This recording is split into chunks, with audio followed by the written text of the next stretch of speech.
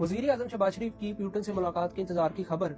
झूठी निकली। भारतीय मीडिया ने अपनी ही पोस्ट को डिलीट कर सोशल मीडिया पर एक वीडियो वायरल हुई थी जिसमें यह दावा किया गया था कि वजीर आजम शहबाज शरीफ प्यूटन से मुलाकात के लिए इंतजार कर रहे थे और फिर वो मुबैना तौर पर प्यूटन और तुर्क सदर एर्दोगान की मुलाकात में बिला इजाजत शामिल हो गए।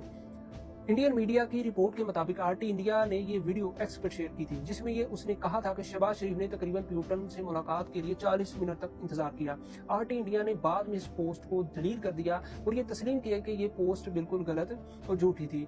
शहबाज शरीफ ने फॉर्म में कई आलमी रहनुमाओं से मुलाकात की जिनमें प्यूटन, एर्दोगान, ईरानी सदर, ताजिकिस्तान और किर्गिस्तान के सदर शामिल थे और मुलाकातें गर्मजोश और खुशगवार रही। पाकिस्तानी हुकूमती ज़राए ने भी वीडियो में दिखाई गई सूरत-ए-हाल को गलत तशरीह कहा और इस वीडियो के असल तनाजुर को वाज़ेह किया। दुनिया में पाकिस्तानी कौम वाहिद ऐसी कौम है जो इंडियन मीडिया की खबरों को सच समझ लेती है और उससे भी जो बुरी यूथ है वो ये है कि पीटीआई